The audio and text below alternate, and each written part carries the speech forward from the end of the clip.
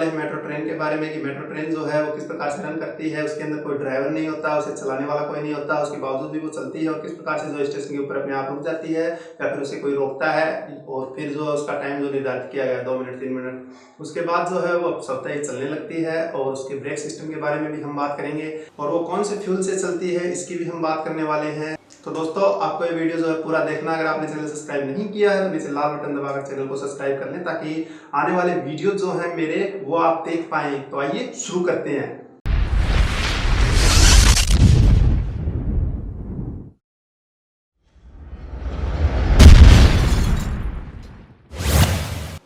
तो जो metro train है उसके अंदर जो इंजन है उस इंजन के अंदर लगी हुई है डीसी शंट मोटर, जो कि एक डीसी पावर के ऊपर चलती है और इसकी पावर बहुत हाई होती है। कम से कम भी नॉर्मल लेकर चले तो इसके अंदर होते हैं 24,000 डीसी के वोल्टेज। 24,000 वोल्टेज से क्या हो सकता है वो भी मैं आपको बता देता हूँ। अगर कोई इंसान इसको जो तार है उसको छू ले तो सिर्फ 10 सेकंड के अंदर वो राख हो जाता है। इतनी मतलब ज़्यादा इसके अंदर करंट दौड़ता रहता है और इस करंट के ऊपर ही ये ट्रेन दौड़ती है। तो इसकी स्पीड का अंदाजा आप इसने करंट से लगा सकते हैं। और इस ट्रेन के अंदर जो है ना कोई गियर है, ना कोई ड्राइवर बैठता है और ना ही कोई और कनेक्टिविटी है, लेकिन फिर भी ये चलती है। तो किस प्रकार से चलती है, इसके अंदर तो कोई चलाने वाला है नहीं, आदेश देने वाला कोई नहीं है। आपने देखा होगा मेट्रो ट्रेन जो है उसके अंदर एक डिस्प्ले लगा हुआ होता है, जिस डिस्प्ले के ऊपर आपको कौन सा स्टेशन आ रहा है, अगला स्टेशन कौन सा आएगा और उससे अगला कितनी देर बाद में आएगा।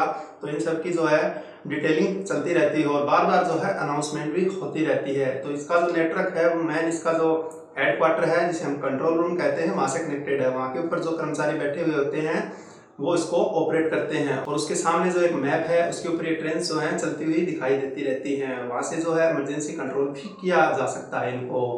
तो अब बात कर लेते हैं मेट्रो ट्रेन जो है स्टेशन के ऊपर अपने आप कैसे रुकती है। तो अपने आप ही रुकती है, वहाँ से कोई कंट्रोल उसका नहीं होता है। नीचे उसके एक लगी हुई होती है चिप। वो चिप जब स्टेशन के ऊपर से ट्रेन गुजरती है तो जैसे स्टेशन के अंदर इंटर होती है ट्रेन तो उसको सिग्नल मिल जाता है कि ये स्टेशन है और उस स्टेशन के ऊपर जो दूसरी चिप लगी हुई है जैसा कि आप देख पा रहे हैं, तो वो चिप उसको जो है डेटा देती है कि कितनी देर यहाँ पर रुकना है और किस हिसाब से जो है क्या करना है। वो सब डेटा उसके अंदर फीड होते हैं, वो ट्रांसफर कर देती है ट्रेन के जो चिप लगी हुई है उसके अंदर, जो माइक्रो चिप होती है उसके अंदर वो ट्रांसफर कर देती है। उस हिसाब से जो है ट्रेन वहाँ पे रुक जाती है और दरवाजे उसके खुल जाते हैं और अनाउंस भी करती है दरवाजे बंद होने से पहले कि जो भी है जल्दी हो जाए, उसके बाद ट्रेन चलने वाली है। और जब उस चिप का जो टाइम निर्धारित किया गया है वो खत्म हो जाता है तो ट्रेन वहाँ से चल देती है।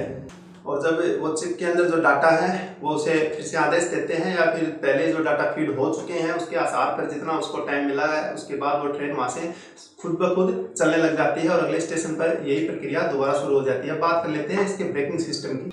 तो जैसा कि आप देख पा रहे हैं यहाँ पर जो है ड्राइवर ब्रेक वैल्यू भी यहाँ पर दिया गया है इमरजेंसी में अगर ब्रेक लगाना हो तो। और काफ़ी सारे जो है वैक्यूम ब्रेक पाइप भी यहाँ पर एक लगा हुआ है और एक डमी कपलिंग जो है वो भी यहाँ पर लगा हुआ है। और उसके बाद जो है ब्रेक जाता है ब्रेक पाइप जो सेकंड व्हीकल है उसके पास से और वहाँ से जो है ब्रेक सिलेंडर होता है वहाँ से वो जाता है और जब बाल वॉल्यू उसका होता है तब जो ब्रेक की रिंगिंग है वो शुरू हो जाती है और जो टायर के ऊपर जो ब्रेक लगा हुआ होता है वो टायर से चिपक जाता है और ट्रेन रुक जाती है। इसकी स्पीड जो है काफ़ी हाई होती है, हमें समझाने में थोड़ा टाइम लगता है लेकिन 1 सेकंड के अंदर अंदर ये काम कर जाता है। इतनी हाई स्पीड से जो है इसके ब्रेक सिस्टम काम करते हैं।